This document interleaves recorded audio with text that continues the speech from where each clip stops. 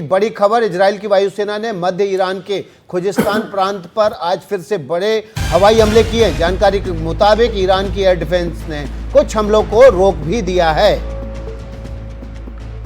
उधर ईरान भी इजराइल पर बड़े हवाई हमले कर रहा है। ईरान की ओर से अब तक 30 चुनी हुई जगहों पर 370 बैलिस्टिक मिसाइल्स दागी गई हैं। ईरान के इन हमलों में इजराइल के 24 लोगों की मौत की पुष्टि हुई है। ये हमला इतना बड़ा है कि इसमें 592 लोग घायल हुए, इनमें 10 की हालत गंभीर बताई जा रही है। इस वक्त की बड़ी खबर, इजराइल ने आज मध्य ईरान के खुजिस्तान प्रांत पर फिर से हमले किए हैं। कुल मिलाकर इजराइल और ईरान में जो वॉर चल रहा है उसमें एयर डिफेंस सिस्टम का भी बड़ा रोल है। ईरान ने एयर डिफेंस सिस्टम के जरिए इस हमले के बड़े हिस्से को नाकाम कर दिया है। लेकिन कुल मिलाकर ईरान के हमले से अब तक इजराइल में 1 दर्जन लोग मारे जा चुके हैं और 500 से ज़्यादा लोग घायल हुए हैं। 24 लोगों की मौत हो चुकी है, कुछ लोग गंभीर हैं। तो इजराइल ने सेंट्रल ईरान पर हमला किया। मोहम्मद गजाली इस वक्त हमारे साथ जुड़ रहे हैं। गजाली, बड़े हमले एक बार फिर और आम जनजीवन पर इसका असर, और आप देख रहे हैं कि बहुत सारा नुकसान भी जमीन पर दिखाई दे रहा है। जी बिल्कुल, और साफ बात पता चल रही है कि ये लड़ाई अब थमने वाली नहीं है। और इस वजह से आप देखें कि दिन भर दोनों ही देश जो हैं एक दूसरे पर हमले कर रहे हैं। मध्य ईरान या सेंट्रल ईरान का जो बड़ा इलाका है, बड़ा रिहायशी इलाका है, वहाँ पर जो है इजरायली एयरफोर्स की तरफ से बमबारी हो रही है। इससे 2 चीज़ साफ़ है कि इजराइल के एयरफोर्स को अब ईरान के एयर स्पेस में किसी तरह का बहुत तगड़ा रेजिस्टेंस नहीं झेलना पड़ रहा है। इसलिए लगातार पिछले 3 दिनों से इजराइल के जो जेट्स हैं वो ईरान पे हमले कर रहे हैं। और ऐसा नहीं है कि सारे ही हवाई हमले जो हैं वो इजराइल की तरफ से या इजराइल की टेरिटरी से डायरेक्ट हो रहे हैं। कुछ ऐसे भी हमले ईरान में हो रहे हैं जो अंदरूनी ईरान में ही इजराइल के कुछ एजेंट्स हैं जो वहीं पर बैठ के ड्रोन के ज़रिए ये हमले कर रहे हैं। तो अगर आप कहें कि कुछ इलाके ऐसे हैं जिनका फासला इजराइल से करीब 2000 किलोमीटर या उससे दूर भी है, तो इसमें यह भी बात साफ बतानी पड़ेगी कि ये हमले जो हैं ईरान के अंदर से हो रहे हैं।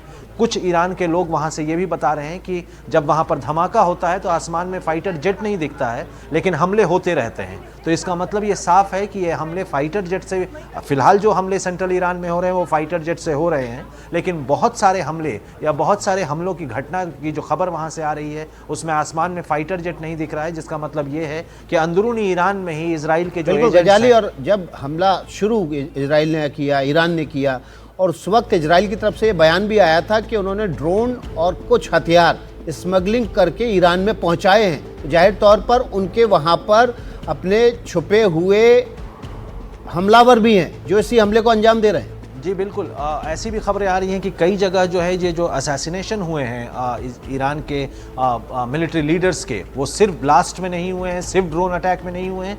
कई जगह इजरायली मीडिया ये बता रही है कि उनके एजेंट्स ऑन फुट जो है उन्होंने ये काम किया है। तो दोनों ही चीज़ है कि हवाई हमले भी हो रहे हैं, अंदरूनी एजेंट्स भी एक्टिव हैं, और कहीं ना कहीं ईरान के अंदर जिस तरह की पैठ इजरायली जासूसों ने बनाई है या इजराइल ने जिस तरह से वहाँ पर उसकी इंटेलिजेंस एजेंसी ने बनाई है, वो बहुत बड़ा ख़तरा ईरान को है जो अब दिख रहा है। और साथ ही साथ अगर आप देखें कि पिछले 3-4 दिनों से ये जो हमले हो रहे हैं उससे पहले इजराइल ने कई तरह के ऐसे जाल बिछाए जिसमें ईरान फंसता चला गया, जो डिसेप्शन वॉर होता है या वॉर ऑफ डिसेप्शन है। पहले खबरें ये उड़वाई कि बेंजामिन नेतन्याहू अपने बेटे की शादी में व्यस्त हैं और इजराइल के कुछ स्पाई चीफ वगैरह जो हैं वो कतर जा रहे हैं बातचीत करने के लिए। दूसरी तरफ ये भी खबरें उड़ाई गई कि ईरान, इजराइल और यूएस के बीच में अनबन हो गई है, ट्रंप और नेतन्याहू के बीच में अनबन हो गई, और कहीं ना कहीं से एक तरह की ये इमेज कैरी करवाई गई हर जगह कि ईरान को ऐसा लगे कि अब इजराइल जो है हमला नहीं कर सकता या यूएस के साथ उसकी बन नहीं रही है। लेकिन इन सब के बावजूद जिस तरह के हमले इजराइल ने ईरान के अंदर किए हैं वो चौंकाने वाले, ईरान के लिए बहुत चौंकाने वाले हैं। अभी जो हालात है इससे ये तो अंदाजा लग रहा है कि संघर्ष जल्द रुकने वाला नहीं है। गजाली, मध्यस्थता की बात अब अमेरिका कर रहा है।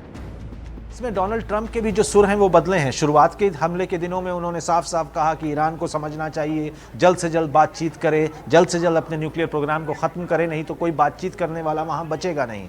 लेकिन जब ईरान ने जवाबी कार्रवाई की और जिस तरह की तस्वीरें इजराइल से भी आई हैं वो भी बहुत चौंकाने वाली हैं, क्योंकि 80 के दशक के बाद जब सद्दाम हुसैन ने हमला किया था इजराइल पे, उसके बाद से ये पहला ऐसा मौका है कि किसी देश ने इजराइल के अंदर हवाई हमले किए हैं, और वो भी बिल्कुल रिहायशी इलाके। मोहम्मद गजाली, जब ये डोनाल्ड ट्रंप और पुतिन की बातचीत हुई 1 घंटे लंबी, और उसमें ईरान को लेकर बातचीत हुई, उसके बाद ही डोनाल्ड ट्रंप के सुर बदले और कह रहे हैं कि अब ये युद्ध खत्म होना चाहिए।